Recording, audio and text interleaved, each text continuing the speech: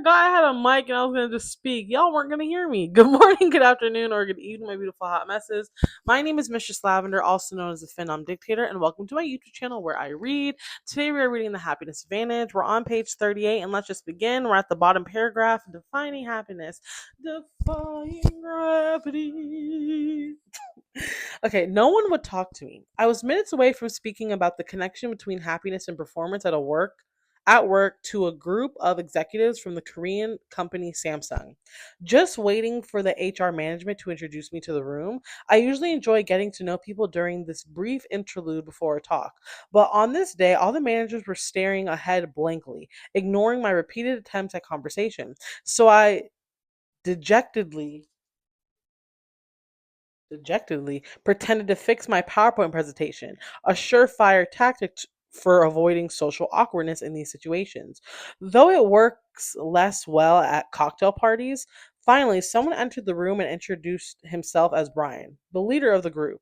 That's when I learned that the planners of the event had forgotten to mention one small detail. No one spoke any English. As it turns out, the translator Samsung usually hired for these associations was out sick. But so Brian offered to translate for me as we began. He leaned over and confided, "I'm not great with languages." Then how is he the For the next 3 hours, I spoke in 1 minute bursts, turning after each one to my translator, who would proceed to either look very confused or animatedly start speaking to the group, usually for about 3 minutes longer than I had. I had no idea how accurately he was translating, but I do know he got all the credit for my jokes. Given how bumpy the process was, I decided to stop talking and instead encourage the executives to talk to one another. To study how happiness affects performance, I said, we need a definition. So that's the question I pose to you. What is happiness? Pleased with my little last minute exercise, I waited for Brian to translate what I had just said. Instead, he looked confused and leaned to me. "You don't know what happiness means?" he asked nervously. My face froze. "No, I'm asking I like the group to come up with a definition for happiness." He covered his microphone and leaned in again, clearly trying not to embarrass me. "I can Google it for you. The science of happiness. While I appreciate the o- while I was appreciative of the offer, not even the all-knowing Google had the definitive definitive answer to this question. That's because there is no single meaning. Happiness is relative to the person experiencing it. This is why scientists often refer to as a subject of well-being, because it's based on how we feel about our own lives. In essence, the best judge of how happy you are is you. To impractically study happiness, empirically, what? Study happiness, then scientists must rely on individual self reports. Thankfully, after years of testing and honing survey questions on millions of people around the world, researchers have developed self report metrics that accurately and reliably measure individual happiness. So, how do the scientists define happiness? Essentially, as the experience of positive emotions, pleasure combined with deeper feelings of meaning and purpose. Happiness implies a positive mood in the present and a positive outlook for the future. Martin Siegelman, the pioneer in positive psychology, has broken it down into three measurable components: pleasure, engagement, and meaning. His studies have confirmed, though most of us know this intuitively, that people who pursue only pleasure experience only what? The that people who pursue only pleasure experience only part of the benefits happiness can bring. There we go. While those who pursue all three routes lead the fullest lives. Perhaps the most accurate term for happiness, then, is the one Aristotle used. And yeah, how do you say this word? Eudai, eudaimonia, which translates not directly to happiness, but to human flourishing. That's such a lovely word, flourishing. This definition really resonates with me because it acknowledges that happiness is not all about yellow smiley faces and rainbows. For me, happiness is a joy we feel striving after our potential. The chief engine the chief engine of happiness is positive emotions, since happiness is above all less a feeling. In fact, some researchers prefer the term positive emotions or positivity to happiness because while they are essentially synonymous, happiness is a far more vague and unyieldly term. Barbara Fredrickson, a researcher at the University of North Carolina and perhaps the world's leading expert on the subject, describes the 10 most common positive emotions: joy, gratitude, sincerity, interest, hope, pride, amusement, inspiration, awe, and love.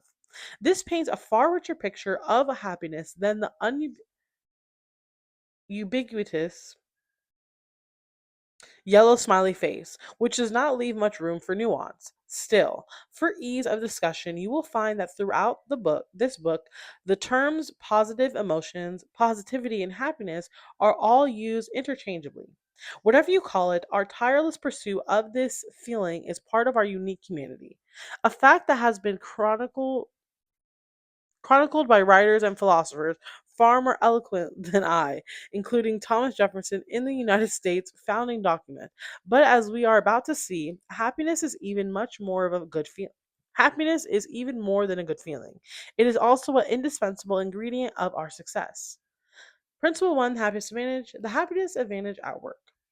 And then in the introduction, I mentioned the impressive meta analysis of happiness research that brought together the results of over 200 scientific studies of nearly 275,000 people and found that happiness leads to success in nearly every domain of our lives, including marriage, health, friendship, community involvement, creativity, and in particular our jobs, careers, and businesses. Data abounds, showing that happy workers have higher levels of productivity, produce higher sales, perform better in leadership positions, and receive higher performance ratings and higher pay. They also enjoy more job security and are less likely to take sick days, to quit, or to become burned out. Happy CEOs are more likely to lead teams of employments who are both happy and healthy and who find their work climate conducive conductive conducive conducive to high performance. The list of the benefits of happiness in the workplace goes on and on. I'm stopping there at page 41. We're starting at the chicken or the leg. It's at the last paragraph right here. As you can see, I put a line so I know. But we're stopping there. Again, my name is Mistress Lavender. Thank you so much for joining my YouTube channel. I underlined some words I didn't know. Dejectedly. So I dejectedly. What did I do? Dejectedly. We got the Aristotle use eudaimonia, synonymous. I think that means essentially like overall, unwieldy, ubiquitous. I think that's what it says. Abounds. I never seen that word in my life. Abounds. Conducive. There we go. I think that's what it is. Whatever. But I'm gonna do the definition on TikTok later. You can see it there, but I'll also post it here. But yeah, I love reading. I'm trying to get back into it. I look amazing. Oh my goodness, I'm so hot. But yeah, thank you so much for joining. Again, like, comment, and subscribe. Turn your post notification on. If you want to support me, everything is down below and all the information.